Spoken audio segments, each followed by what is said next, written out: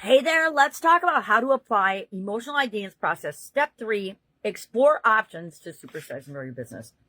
We're going through the IDEANCE process, the process that we came up with in January. And this month, all month, we're focusing on emotional health and well-being in our organizations. And so we're using at the end of each month our IDEANCE process. Yesterday, we looked at what it is that we want for an emotional area or topic in our business. The day before that, we looked at what the current situation is, and probably part of why we selected that option or that particular topic. I selected fear in my personal life, and I thought, okay, I'm going to do fear for my businesses as well. Where is fear showing up in my businesses? Well, now, the first 2 steps of that are easy to do for ourselves, but they're also easy to do in our organization through a tool, one of my very favorite tools, brainstorming. So there's lots of different ways to brainstorm, and I'm not going to talk about all the techniques, but I'll share a couple. Mind mapping, when we just draw out the topic or fish diagrams, and we just start putting on there all the things that come to mind with respect to the topic. Now, what we're brainstorming today and what options we're exploring is what are the possible things we can do to fill the gap between where we are right now with respect to this emotional aspect of our business and where do we want to be. We want to go from where we are to our desired state. We all want to achieve our desired state in any area and aspect of our life. It's why we go after goals and things. So we can use mind mapping. We can use reverse brainstorming, where we focus on the negative and then go backwards, or the problem, to go backwards and find solutions. We can brainwrite, which is when we just dump ideas. It's great in groups if you want to have people be anonymous in terms of the ideas that they're putting forth. I would say if that's the situation that you're in your organization where people have to be anonymous and are afraid to speak up, that may be the emotional thing that we're looking at addressing first. Starbursting, which is when you just ask the who, what, where, when, and why of a situation or of a thing to get all of the ideas and all the information around different things so you don't miss anything as you're actually ferreting out the one thing that you want to work on. And then rapid ideation. I love this one because it's just, you set a timer, like say you call a group together and you say, okay, for 15 minutes, we're going to brainstorm all the possible ways to go from here to there. And you just give a quick synopsis on where you are or where you think you are as an organization. And hopefully you've done it with the group already, and where you want to be with the organization, with the emotional topic that you've selected.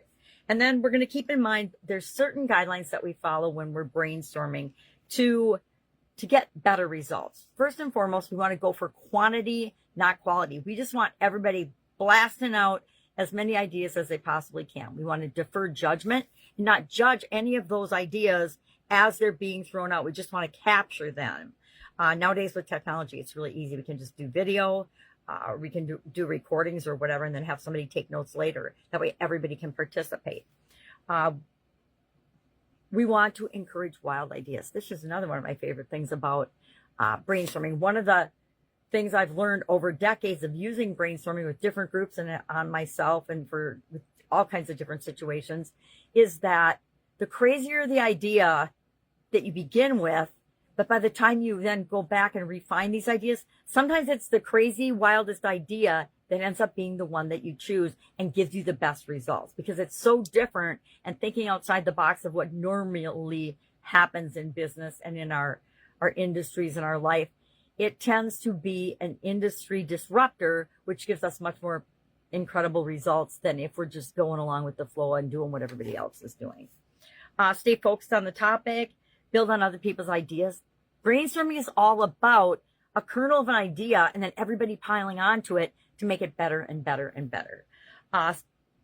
One conversation at a time. In groups, this is really important. Otherwise, you miss ideas, and it might be the one idea that's the best option for you right now. And then finally, use visuals to help. I think visual stimulation and pictures and things really help me to brainstorm and be more creative in what I'm thinking. And I think they do a lot of other people as well.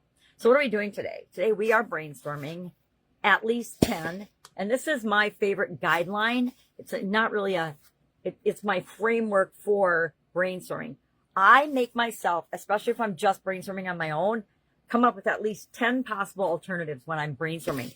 We're looking for alternatives to fill the gap between where we are and where we want to be. And I make myself say I'm just doing this by myself for my businesses today. I have to come up with 10 ideas. Now, if I'm doing it with a group of 3 people, I set the expectation that the three of us will come up with at least 30 ideas. So I do multiples of 10 for how many of our people are in the group. So if we have 15 people in the group, we have to come up with 150 ideas as quickly as we possibly can, and before we'll stop our session. I know it seems like a lot, but I don't usually brainstorm with 15 people. I think the maximum I like to brainstorm with is about 7. Once we get past 5 or 7 people, it just gets to be a lot. But then we're going to use this 1031 tool tomorrow and in conjunction with other tools for the next step in the IDEANCE process. But today, all I want you to do is get out and write down as many ideas to fill this gap as you can with respect to the emotional topic that you're working on for your business. If you need any help with this, if you have any questions, please ask. I've literally done tens of thousands of brainstorming sessions in my life and in my career. So if I can help you, I would love to. All right, have an awesome day, and I'll, of course, be with you tomorrow.